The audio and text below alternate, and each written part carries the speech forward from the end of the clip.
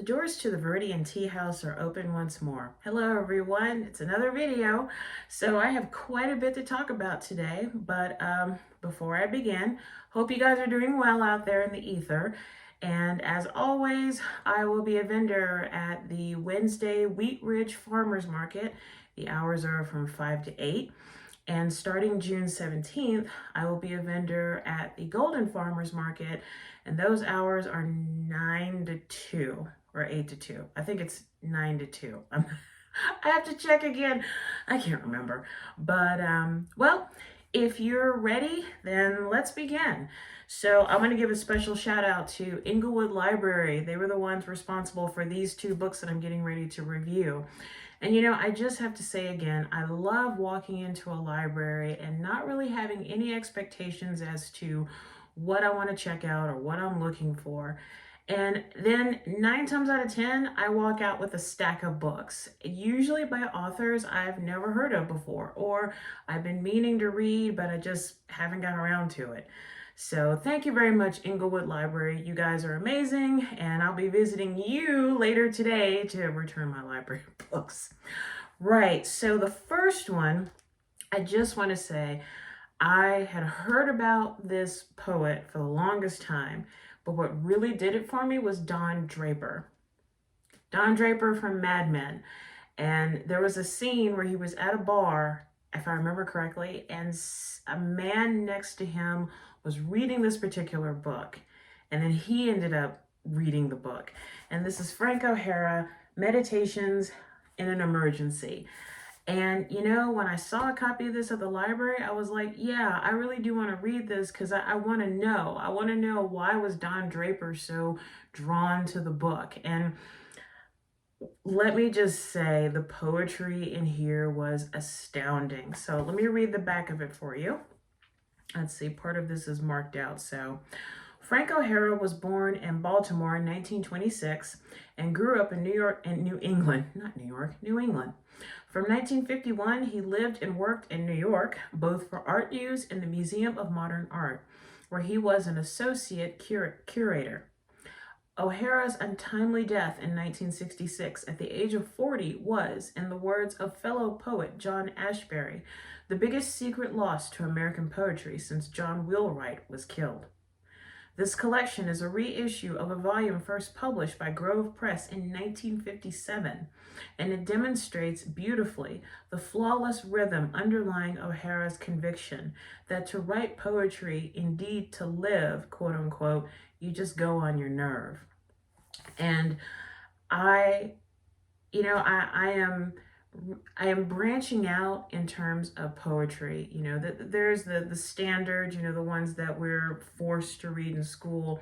But if poetry really speaks to you, there are so many. There is a plethora, a myriad even, of poets out there from ancient times to now that deserve to be read again and again and again. And Frank O'Hara, for me, is one of those poets where once I finished reading this book, I made a mark. I was like, I want to read all of his work. I want to read it all. And a little bit of information that I looked up on Frank O'Hara was that he was the leading figure of the New York School of Poets. The other poets that stood out included John Ashbery, Barbara Guest, Kenneth Koch, and James Schuyler. So I will be looking up those poets as well, just to kind of get an idea about the New York School. So there are a couple of poems that I actually want to read to you from Meditations in an Emergency. But before I begin, it has 5 pots of poetic groovy daddy-o tea from Viridian Tea House. I felt like I should be like snapping my fingers. I think I even put in my review in Goodreads that I was in a coffee house and this crazy cat comes up to the microphone and he speaks these words, these words from his poetry book. And instead of us clapping at the very end, we all snap our fingers because we dig it.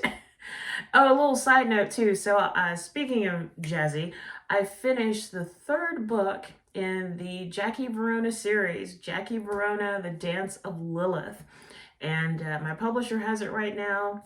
We're going to go through a couple more edits, and then all you Jackie Verona fans, it will be coming out hopefully this year. But let's get to Mr. O'Hara. Let's see. I had marked 29. Okay, this one is called Shay Jane. The white chocolate jar full of petals swirls odds and ends around in a dizzying eye of 4 o'clocks now and to come. The tiger, marvelously striped and irritable, leaps on the table and without disturbing a hair of the flower's breathless attention, pisses into the pot right down its delicate spout. A whisper of steam goes up from that porcelain urethra. Sans. It seems to be whispering, curling unerringly around the furry nuts of the terrible puss, who is mentally flexing. Ah, be with me always, spirit of noisy contemplation in the studio, the garden of zoos, the eternally fixed afternoons.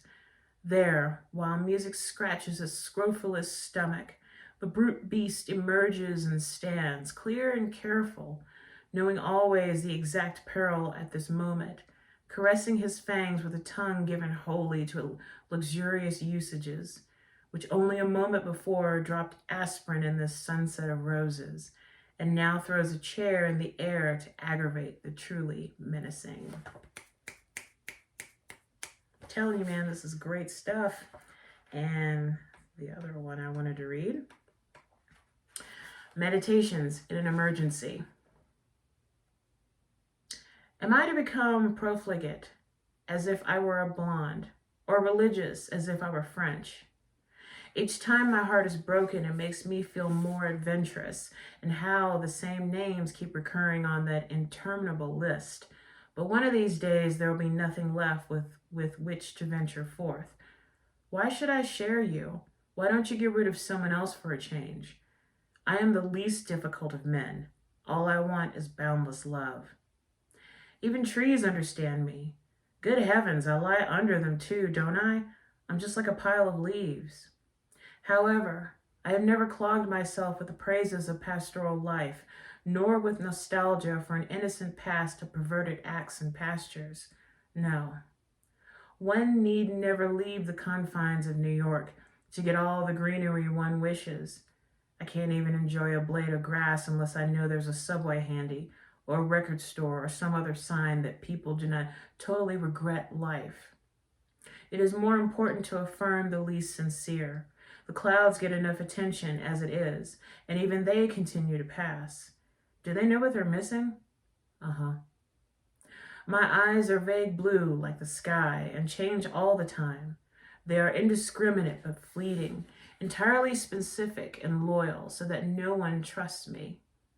I am always looking away, or again it's something after it has given me up. It makes me restless and that makes me unhappy, but I cannot keep them still. If only I had gray, green, black, brown, yellow eyes, I would stay at home and do something.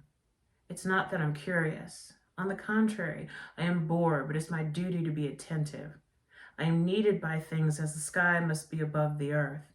And lately, so great has their anxiety become, I can spare myself little sleep. Now there is only one man I love to kiss when he is unshaven. Heterosexuality, you are inexorably approaching. How discourage her? Saint Serapion, I wrap myself in the robes of your whiteness, which is like midnight in Dostoevsky. How am I to become a legend, my dear? I've tried love, but that hides you from the bosom of another, and I am always springing forth from it like the lotus, the ecstasy of always bursting forth. But one must not be distracted by it, or like a hyacinth to keep the filth of life away. Yes, there, even in the heart, where the filth is pumped in and slanders and pollutes and determines. I will my will, though I may become famous for a mysterious vacancy in that department, that greenhouse. Destroy yourself if you don't know. It is easy to be beautiful. It is difficult to appear so. I admire you, beloved, for the trap you've set. It's like a final chapter no one reads because the plot is over. Fanny Brown has run away, scampered off with a cornet of horse. I do love that little minx and hope she may be happy, though she has vexed me by this exploit a little too. Poor silly Kachina, or F.B. as we used to call her. I wish she had a good whipping and 10,000 pounds, Mrs. Thrale. I've got to get out of here. I choose a piece of shawl and my dirtiest suntans. I'll be back. I'll reemerge, defeated from the valley. You don't want me to go where you go, so I go where you don't want me to. It's only afternoon. There's a lot ahead. There won't be any mail downstairs. Turning, I spit in the lock, and the knob turns. Swear to God. I mean, if you're not into poetry, that's fine, but Frank O'Hara has a certain rhythm, and I'm digging it, man. So the snapping, that's not me being sarcastic. I mean, it's worth more than just a clap. It's worth more than just a nod. It's like, yeah, I feel it. I really do. I swear to God. I must have been a beat in a former life. Not beatnik, but beat. But anyway, Mr. O'Hara, if you are watching from the great beyond coffee house, Daddy-O, I dig it, man. I dig it. I love your words. And you and I get to know each other a little bit more with some of your other words as well. So thank you. So the next book is, once again, going into a library and not knowing what you're looking for, and then you come out with an author you've never heard of before, but you're glad that you found the book. And this is Waiting for Bojangles by Olivier Bourdeaut.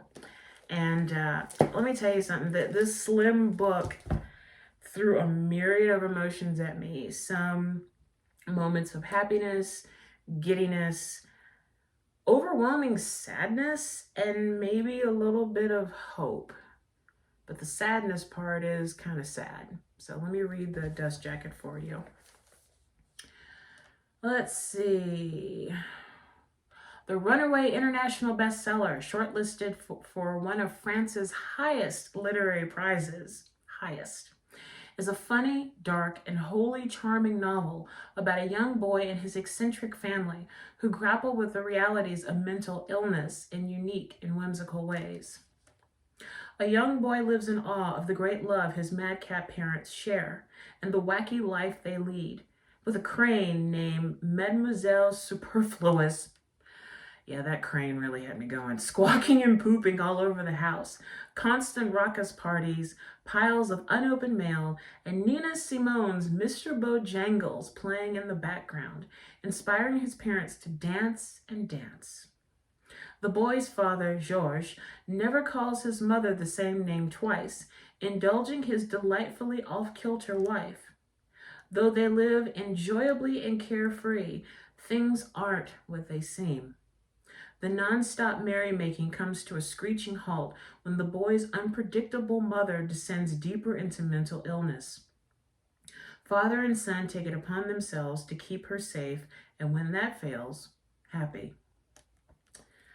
Let's see. Fleeing Paris for a country home on the plain, they come to understand that some of the most radiant people carry the heaviest burdens. And now about Monsieur Bourdeaut. Olivier Bourdeaut was born in 1980 in a house with no television, so he has been a voracious reader since a very young age. He hesitated for a long time before deciding to write because he felt so puny compared to the writers on his bookshelf. But a quote-unquote surge of megalomania, in his own words, allowed him to finish his first novel, Waiting for Bojangles. I cannot praise Waiting for Bojangles enough. This was a wonderful, wonderfully touching, very dark book. And I noticed that Monsieur Bourdeaut has written other books only in French, and I'm tempted to buy them and take the time to translate. I know just enough French to get me into trouble, so I know it would take me a while to read his other books, but it's worth it. It really is. And the the madness, the insanity that has claimed the young boy's mother is tragic. Because at first you think, oh, you know, they're very eccentric and carefree and they're reading and they're dancing all the time and having parties. But then when you start to chip away, you realize that the birthday cake is stale and there's actually no cake under the under the frosting. It's just stale air. But everybody tries to keep the mother in good spirits.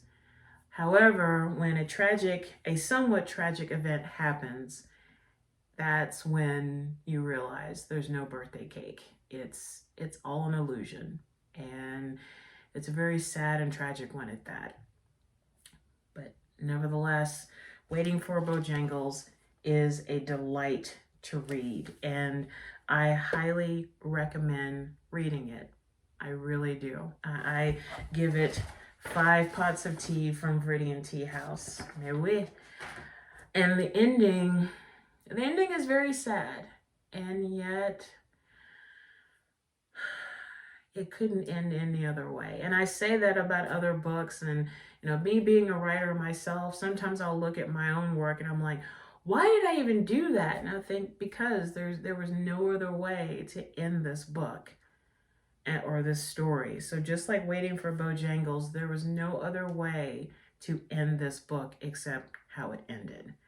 And Monsieur Bourdeaut, if you're watching this, merci beaucoup pour un livre tragique. Merci beaucoup.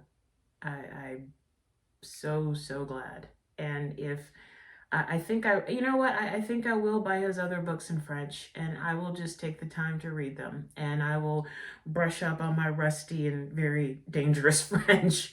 But yeah, Waiting for Bojangles, Olivier Bourdeaut. You need to read this. You really do. You really do. Right, so the tea part, let me grab my mug over here. So today I'm using my Vive la France mug. Vive la France. And the tea I have for today is Richard Royal tea. And actually, excuse me for 1 second. There we go. So my boyfriend got this. It is a special collection by Richard Royal tea. And if you see, it's a chessboard. And the actual tea, this has both black and green tea, and each of the boxes have tea in them, and it's also a chess piece. So when you're done drinking all the tea, you can have a nice game of chess too. So I'd never heard of this tea company, so I did a little bit of investigation, and I discovered they are located in Estonia. And I was like, I've heard of that country. Where is it? And it's actually in Northern Europe, bordered by Finland and Russia. And I forgot, I think there might have been one other country. But yeah, I knew very little about Estonia. And I started to go down a rabbit hole. And I was like, wait a minute, stop, because you got to record this video. But so one thing that I noticed about Richard Tea UK is that all of the blends of the tea company are made in the traditional British style with their own little spin on it. So I was like, whoa, okay. You know, I've been actually drinking the green and black tea from the chess set for a while now, but I thought, you know, I'd like to know more about the tea company because we're all in this together. And yeah, it's interesting. There's a plethora of information on their website. And they also have an Instagram page, which I think I'll put the Instagram page on the video once this has been uploaded. So I am drinking one of the green teas, and I actually let this steep longer than I thought. Oh yeah, by the way, their bags are the pyramid shape. So if you're into the nice pyramid bags, and you can kind of see too, this tea is not bits and pieces. Like, this is actually tea leaves. So well done, very nice. I never took the time to actually look at the bag. That's kind of cool. Do I have a plate? I do not, because else I would actually like open up the bag and you know what, sit near the bush. Let's see if I can open this up. Oh, look at that. Oh, Okay. So I need to do a little bit more investigating regarding, those are some nice size tea leaves. I don't know if you can see it. I don't want to knock anything over, but check that out. That's these aren't just bits and pieces. This isn't just powder. This is like actual, I mean, they're not long normal pieces, but yeah, this is most impressive. Very, has a nice,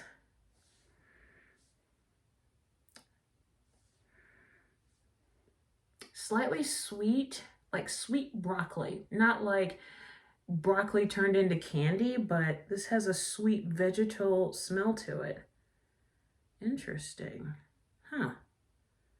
You know, if you have a tea bag and you're just kind of dying to know what you're drinking, open up the bag and put it on your hand and just kind of observe. This brings you kind of closer to your tea, and it enhances your tea experiences. You know, it's really easy to get so caught up in boiling your water and throwing the tea bag in, letting it steep for a couple of minutes, and then there you go, you drink it. But when you actually slow down and say, you know, I kind of want to open up the bag and just kind of check out, what am I drinking? That's okay. Yeah, so just see it again. That to me, that's not just the dregs of tea. This is most impressive, as Lord Vader would say. All right, I'll put that in there because I might be using that as artwork. So for those of you who don't follow me on Instagram, there are times where my tea muse hits me across the head, and I do what is known as tea leaf art. Make my hand smell nice. But tea leaf art, where if I'm drinking loose leaf or if I break open one of my tea bags, I'll actually make it into some very minimalist abstract art. It just kind of comes to me.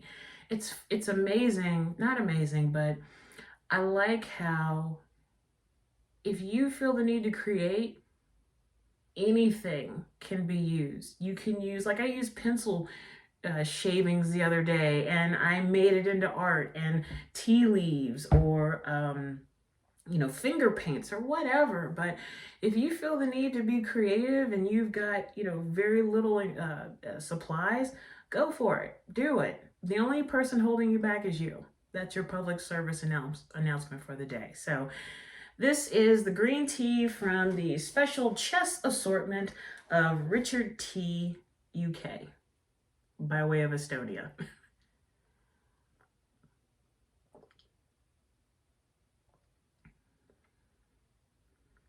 That has a light, clean, crisp flavor to this green tea.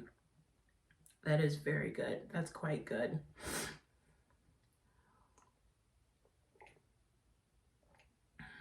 That is very good. You know, sometimes I do like a nice blend, like an Earl Grey or some of my tea blends, but then other times I just want a black, or I just want a green, or I just want an oolong or whatever.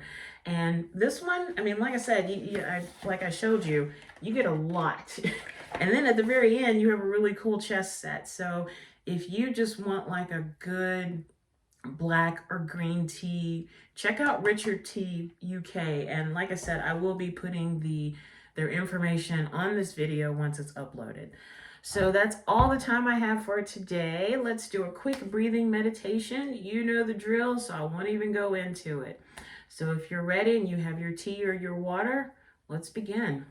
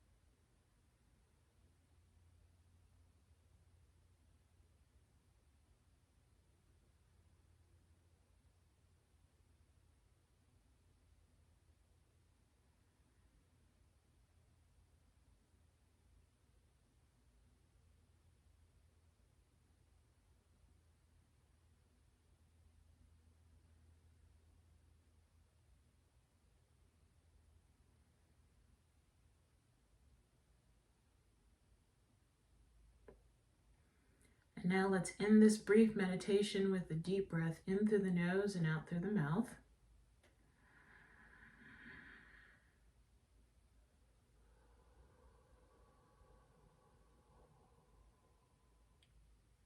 Slowly open your eyes or allow your eyes to come back into focus. And we're done. So many thanks to Olivier Bourdeaut, Frank O'Hara, and also Richard Royalty UK for contributing to this really awesome video. So until next time, take care of yourself and each other.